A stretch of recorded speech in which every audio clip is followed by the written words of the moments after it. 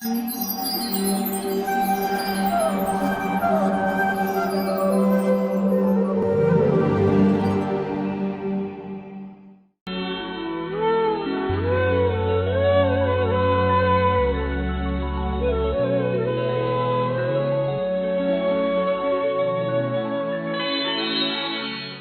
Krishna.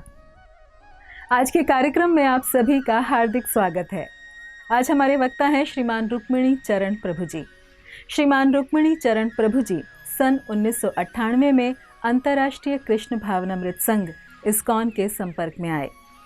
Pune college से अपना अध्ययन पूर्ण करने के पश्चात सन 2002 में उन्होंने इस्कॉन के संस्थापकाचार्य भक्ति वेदांत स्वामी श्रील प्रभुपाद के प्रिय शिष्य परम पूज्य गोपाल कृष्ण गोस्वामी महाराज से दीक्षा प्राप्त की। तत्पश्चात वे मंदिर के संचालन कार्यों में अपना सहयोग देते रहे व अनेक प्रचार कार्यों की भी अगुवानी की। सन 2006 में अपना संपूर्ण जीवन कृष्ण भावनामृत के प्रचार प्रसार करने हेतु उन्होंने आजीवन ब्रह्मचर्य आश्रम स्वीकार किया। बुक डिस्ट्रीब्यूशन तथा धामों की यात्रा कराने के साथ साथ वर्तमान में प्रभु जी भक्ति में अग्रसर होने हेतु इच्छुक भक्तों को आवश्यक मार्गदर्शन भी प्रदान करते हैं। तो आइए श्रवण करते हैं श्रीमान रुक्मिणी चरण प्रभु जी के श्रीमुख से। धन्यवाद। हरे कृष्ण। हरे कृष्ण। आप सभी दर्शकों का हार्दिक स्वागत है, जो इस चैनल के माध्यम से आप अनेक अनेक कथाएं और अनेक अनेक उपदेश जो हैं ग्रहण कर रहे हैं। तो आप सबको हम धन्यवाद भी देना चाहते हैं कि आप कंटिन्यू कर रहे हैं इस चैनल को सुनने के लिए। तो आज हम इस कथा को ध्रुव महाराज से जोड़ेंगे। भागवतम की कथा है ये। भागवतम में श्री ध्रुव महाराज ने अनेक अनेक यत्न करके भगवान को प्राप्त किया है। तो उनकी कथा एक ऐसी है, यहाँ पे शुरुआत होती है कि ध्रुव महाराज के जो माता पिता हैं, तो पहले सुनीति जो थी उनकी माँ थी। तो सुनीति उत्तानपाद की पहली पत्नी है। ये दोनों अपने राज्य में राज्य करते हुए रह रहे थे। तो रहते रहते उत्तानपाद और सुनीति जो थी वो दोनों रह रहे थे, और रहते रहते क्योंकि उनको कोई संतान नहीं थी, बहुत प्रयास किया, अनेक अनेक जतन किए, लेकिन कोई संतान नहीं हुई। यहाँ पे संतान भी भगवान की इच्छा से होती है। अर्थात हम कितना भी प्रयास कर लें, अगर भगवान की इच्छा नहीं है तो कोई नहीं होगा, और भगवान की इच्छा है तो कई दर्जन हो जाएंगे। तो उत्तानपाद जो थे वो बहुत परेशान थे इस बात कि कोई संतान नहीं है, इस राज्य को आगे चलाएगा कौन। ये सबकी परेशानी रहती है, इस तरह से उनकी भी परेशानी थी। जब ये सृष्टि शुरू हुई मनु और शत्रुपा के द्वारा, तब ये पहला फैमिली है, फर्स्ट फैमिली जो उत्तानपाद और सुनीति के माध्यम से यहाँ पर प्रकट किया गया है।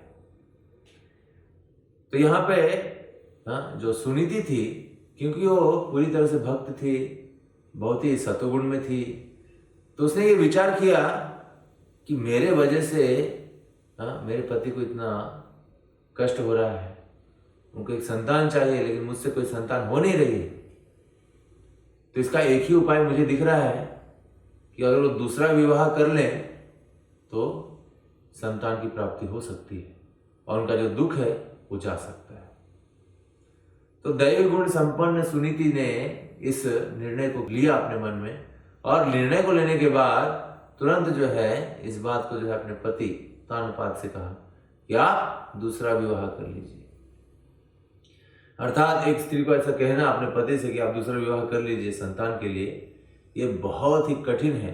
लेकिन दैवी गुण संपन्न सुनीति ने, क्योंकि भगवान का भजन करती थी, भगवान पे बहुत विश्वास था, और किसी का अनिष्ट न हो, इस आधार पर उसने ये शब्द जो है अपने पति से कह दिए। और उत्तानपाद ने भी कहा कि नहीं, मैं दूसरा विवाह नहीं करूंगा।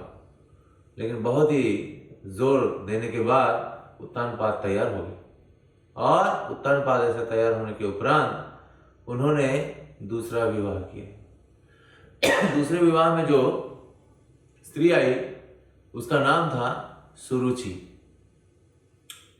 तो जब वो स्त्री को लेके आए विवाह करके, जैसे ही घर में प्रवेश किया, प्रवेश करने के बाद तुरंत ही उस नई पत्नी ने सुनीति को जो है अवॉइड कर दिया।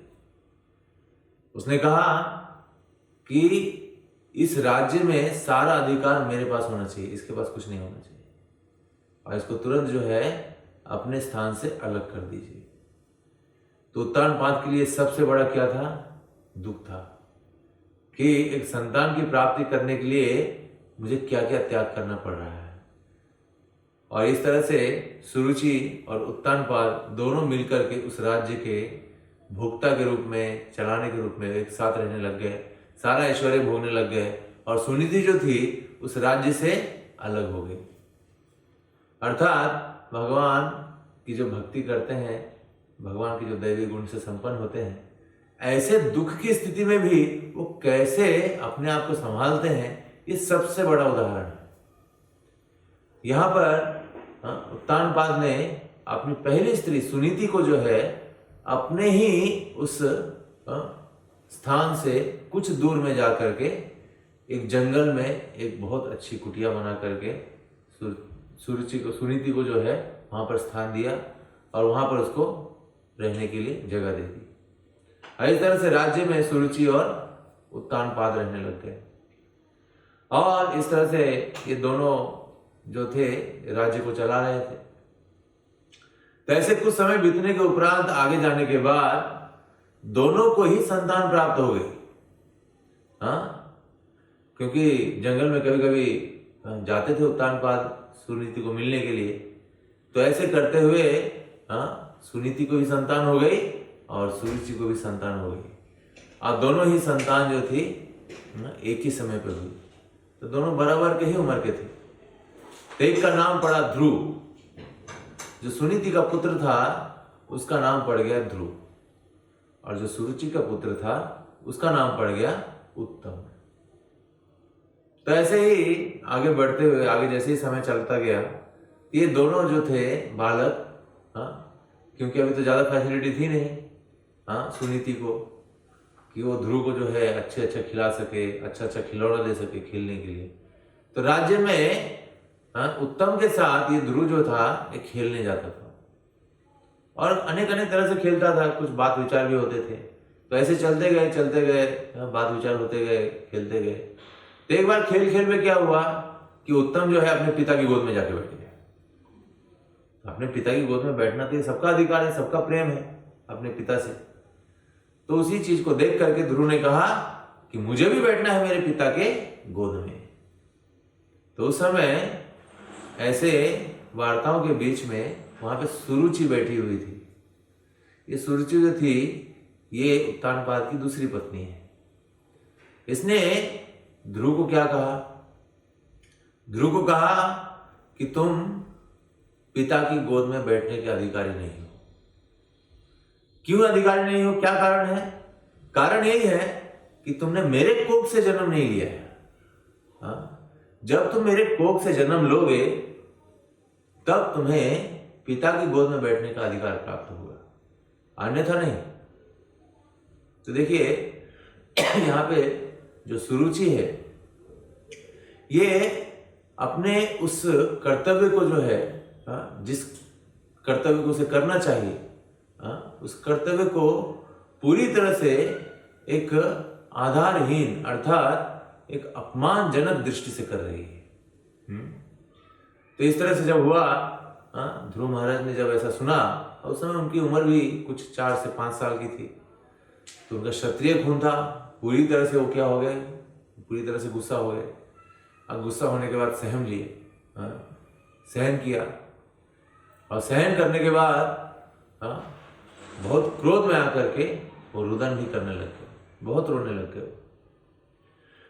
इस तरह से आगे कहा सुरुचि ने कि अगर तुम्हें मेरे कोख से जन्म लेना है तो तुम्हें क्या करना पड़ेगा? भगवान विष्णु की भक्ति करनी पड़ेगी, और भगवान विष्णु जब प्रसन्न होंगे तब तुम मेरे कोख से जन्म लोगे, और जब तुम मेरे कोख से जन्म लोगे तब तुम पिता की गोद में बैठोगे।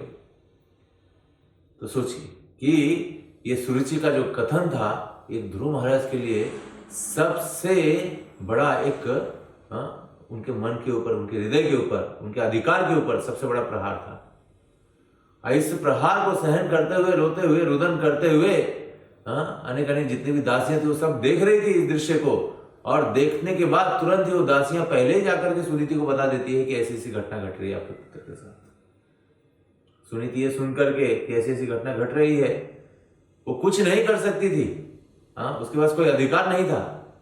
जब ध्रुव महाराज रोते रोते गए और रोते रोते उन्होंने कहा कि मां मेरे साथ ऐसा हुआ है, तो देखिए यहां पर एक सीखने की बात है कि ये जो स्त्री का जो यहाँ पे उल्लेख हुआ है, दोनों का नाम हुआ है, एक सुनीति है और एक सुरुचि है। इस तरह से इस पूरे विश्व में भी जितनी भी स्त्रियां रहती है, इन सारे स्त्रियों में कोई एक सुरुचि है और कोई एक सुनीति है।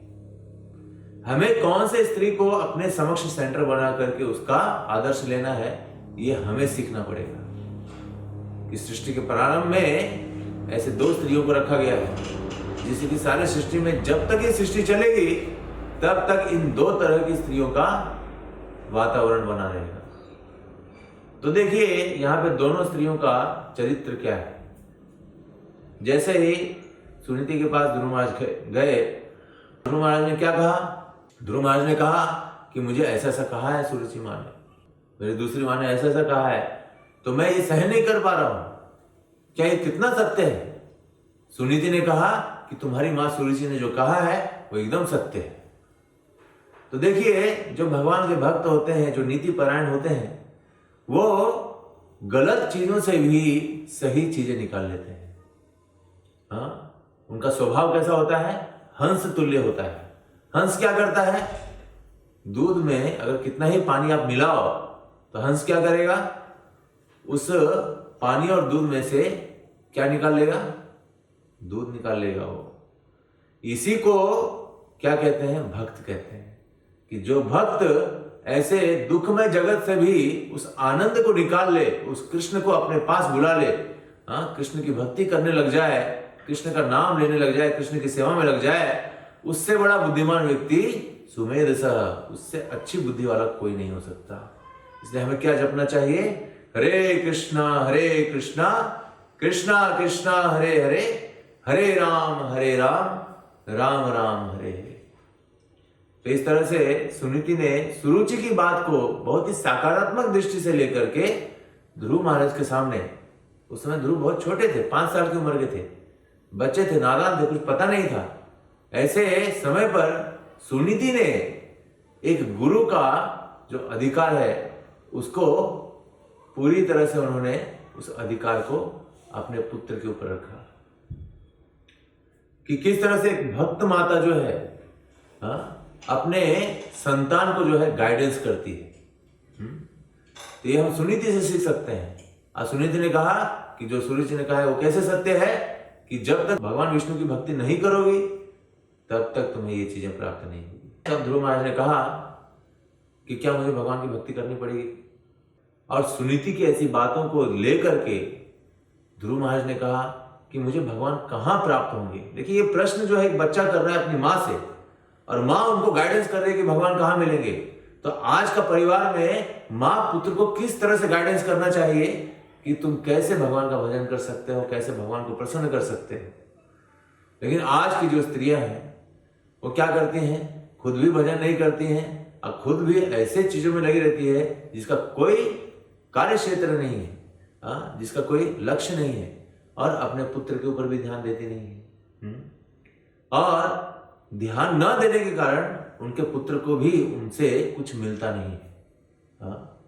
तो ये सारी चीजें जो है बहुत महत्व रखती है कि हम अपने संतानों को जो है कैसे गाइडेंस करें। ये बहुत जरूरी है, और इन सारी जरूरी चीजों को जो हमें समझना चाहिए इन कथाओं के माध्यम से। तब ध्रुव महाराज ने जब पूछा कि भगवान कैसे मिलेंगे, कहाँ मिलेंगे, क्या करना पड़ेगा, कहाँ रहते हैं भगवान, तब माता सुनीति ने कहा कि बेटे ध्रुव, मैंने ऐसा सुना है ऋषि मुनियों से कि भगवान जो है जंगल में मिलते हैं। और जंगल में अनेक अनेक ऋषि मुनि कई कई दिनों से, कई कई वर्षों से, कई कई दिनों से तपस्या कर रहे हैं और भगवान की प्राप्ति करने के लिए कर रहे हैं। तो अगर तुम्हें भगवान की प्राप्ति करनी है तो तुम जंगल जाओ। अर्थात उस समय जंगल थे, आज जंगल नहीं है। अगर हम किसी को बोलेंगे कि तुम भगवान की प्राप्ति करने के लिए जंगल जाओ तो कोई बोलेगा जंगल है ही नहीं तो कहाँ जाएंगे। तो जो जंगल है अभी क्या बन गया है, कंक्रीट का जंगल बन गया है। इस कंक्रीट के जंगल में आप कुछ भी करोगे तो भगवान की भक्ति तो नहीं कर सकते। इसलिए कहाँ जाना चाहिए, आप किसी भी इस्कॉन के केंद्र में जाइए भगवान की भक्ति करने के लिए, जिसमें बहुत सुंदर तरीके से आपको भक्ति कैसे करना है, भगवान की प्राप्ति कैसे करनी है, नाम जप कैसे करना है, सेवा कैसे करनी है, भगवान का भोग कैसे बनाना है, इन सारी चीजों की शिक्षाएं आपको इस्कॉन के किसी भी केंद्र में आपको मिल जाएगी। आपके नजदीक के कोई केंद्र में आप जा करके इन सारी चीजों को आप सीख सकते हो। तो सुनीति ने कहा कि तुम जंगल जाओ। और देखिए ये ध्रुव महाराज इतने बुद्धिमान थे 5 वर्ष की उम्र से कि उन्होंने क्या किया, रात को बिना किसी को बताए उस महल को उन्होंने त्याग दिया और त्याग करके जंगल की ओर चले गए। तो उनका त्याग कैसा था, त्याग भी कई गुणों से निहित रहता है। कई लोग क्या करते हैं, दिखा करके त्याग करते हैं, देखो मैंने कितना त्याग किया। कई लोग जो है दिखावे के लिए करते हैं, कई लोग मान सम्मान के लिए करते हैं, देखो मैंने इतना त्याग किया, मुझे मान सम्मान चाहिए। लेकिन ध्रुव महाराज के पास ऐसा कुछ नहीं था। उन्होंने रात को बिना किसी को बताए तत्क्षण, एक क्षण में ही घर का त्याग कर दिया।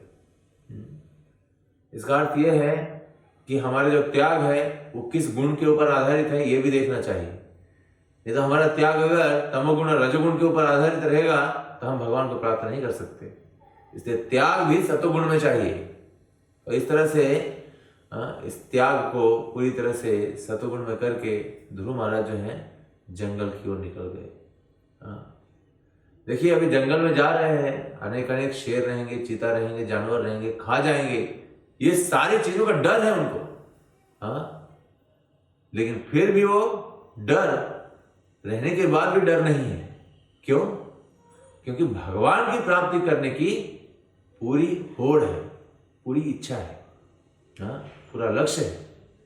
तो जब हम अपना लक्ष्य सही रखते हैं किसी चीज को प्राप्त करने के लिए, तो बीच में जितने भी बाधाएं हैं उन सारी चीजों से हमारा डर अपने आप निकल जाता है। तो यहां पर 5 वर्ष की उम्र में ही भगवान की प्राप्ति करने की जो ओढ़ है ध्रुव महाराज में जो हुई है, आज जिस ओढ़ को जो है उनकी माता ने सपोर्ट किया है, उनकी माता ने उनको गाइडेंस किया है, इसी तरह से हम भी अपने बच्चों को जो है भगवान के भजन में सपोर्ट करना चाहिए और इस तरह से उनको गाइडेंस करना चाहिए कि आप कैसे भक्ति कर सकते हो। तो भक्ति करने से होता क्या है, कई लोग बोलेंगे कि पढ़ाई करना है, उसको इंजीनियर बनाना है, कहाँ भक्ति के मार्ग में लग रहे हो, कहाँ जब करेगा वो, इतना सारा टेंशन है, इतना सब कुछ फीस भरा है, और वो जब तक अपने पैर पे खड़ा नहीं होगा। तो इन सारे चीजों को हम देखते हैं, लेकिन उन सारे चीजों को संतुलित करने वाला जो तत्व है उसको हमने निकाल दिया है ना। तो उन सारी चीजों को संतुलित करने वाला जो तत्व है वो क्या है, वो भक्ति है। जो माता सुरुचि ने जिस तरह से ध्रुव महाराज को कहा और माता सुनीति ने उसी शब्द को किस तरह से ध्रुव महाराज के मन में पूरी तरह से क्या कर दिया, स्थिर कर दिया। अर्थात किसी भी घटना से अगर हम भगवान के पास पहुंच रहे हैं तो वो घटना हमारे लिए क्या है, बहुत सुंदर है। जैसे ध्रुव महाराज जो है इस घटना के कारण कि पिता की गोद में न बैठ पाए, सुरुचि के मुख से क्या मिला कि तुम अगर भगवान की भक्ति करोगे तो भगवान तुम्हें वरदान देंगे कि तुम मेरे घर में आओ। इसी वरदान को सुनीति ने क्या कहा ध्रुव महाराज को कि भगवान ही तुम्हें दे सकते हैं। ये पुष्टि हो गई। अब पुष्टि होने के बाद ध्रुव महाराज का प्रश्न क्या हुआ कि भगवान कहाँ मिलेंगे। तो ये एक छोटे से बच्चे का जो प्रश्न है कि भगवान कहाँ मिलेंगे, भगवान कैसे मिलेंगे, उसके लिए क्या करना पड़ेगा, यही सारे प्रश्न अभी हमारे संतानों में होनी चाहिए। लेकिन आजकल की संतानें क्या पूछती हैं, अनेक अनेक प्रश्न करती हैं, लेकिन भगवान के बारे में कोई प्रश्न नहीं करती है, भगवान को प्राप्त करने के बारे में कोई प्रश्न नहीं करती। अनेक अनेक चीजें करती है। अनेक अनेक चीजों में अनेक अनेक चीजें हैं। हाँ, टीवी में कितने चैनल हैं, कौन सा सीरियल है, कब आएगा, हाँ, पिक्चर जाना है, पिकनिक जाना है, खेलना है, ये करना है। हाँ, लेकिन यहाँ पे हम ध्रुव महाराज से जो 5 साल की उम्र के हैं, अपने उस छोटे बच्चों को शिक्षा देने के लिए आप इस ध्रुव महाराज के चरित्र को पढ़िए। हाँ, इस ध्रुव महाराज के इस चरित्र को जो उन्होंने अपने माँ से जो वार्तालाप की है कि किस तरह से उन्होंने अपनी बुद्धि का उपयोग किया है और अपनी माँ से तर्क वितर्क नहीं किया, और ऐसे भक्त माँ के होते हुए ध्रुव महाराज ने माँ की उस बात को स्वीकार करके और बहुत ही अच्छी तरीके से भगवान को प्राप्ति करने के लिए आगे बढ़े हैं। तो ये आगे बढ़ना ध्रुव का भगवान की प्राप्ति करने के लिए ये एक संस्कारी पुत्र का सबसे पहला कर्तव्य है। इसलिए अगर हम अपने घर में अपने बच्चों को जो संस्कार देते हैं, इससे उनके कदम कहाँ मुड़ने चाहिए? भगवान की ओर मुड़ने चाहिए। हाँ, मंदिर की ओर मुड़ने चाहिए, भगवान की सेवा के लिए मुड़ना चाहिए।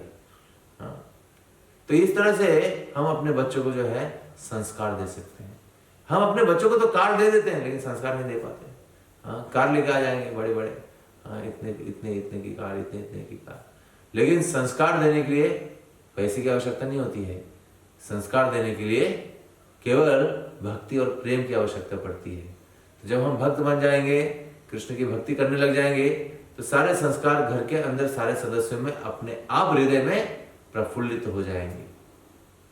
ये प्रफुल्लित होने का सबसे उत्तम और सहज तरीका क्या है कि हम इस कलयुग में भगवान के नाम का उच्चारण करें। हरे कृष्णा कृष्णा कृष्णा हरे हरे, हरे राम राम राम हरे हरे। तो हम यहाँ पर देख सकते हैं कि सुनीति ने सुरुचि के शब्दों को किस तरह से सकारात्मक दृष्टि से लेकर के बिना किसी ईर्ष्या और द्वेष के उसकी बात को अपने हृदय में एकदम सकारात्मक दृष्टि भगवान की कृपा समझ के धारण करने के उपरांत अपने पुत्र को सही दिशा में उपदेश कर रही है। तो अगर हमें अपने पुत्रों को, अपने परिवार को अगर पूरी तरह से सहयोग करना है, तो हमारे साथ कितना ही गलत कोई कितने ही शब्द बोल दे, लेकिन उन शब्दों को हमें बहुत ही सकारात्मक दृष्टि से लेकर के अपने सीखने वाले जो हमसे नीचे हैं उनको सिखाने के लिए इस तरह से हम सकारात्मक दृष्टि से उनको सिखा सकते हैं। लेकिन अगर सुनीति ने अगर इस तरह से शब्द को सकारात्मक दृष्टि नहीं बनाया होता, तो आज ध्रुव महाराज का द्वेष उनकी माता सुरुचि के प्रति हो गया होता। लेकिन वो द्वेष पूरी तरह से खत्म हो गया और ध्रुव महाराज जो है अपनी माता की आज्ञा से भगवान को प्राप्त करने के लिए निकल गए। तो इस तरह से हम भी अपने बच्चों को इसी तरह से शिक्षा दें कि उनके भी कदम भगवान की ओर बढ़े। हरे कृष्णा कृष्णा कृष्णा हरे हरे, हरे राम राम राम हरे हरे। हरे कृष्ण। बहुत बहुत धन्यवाद।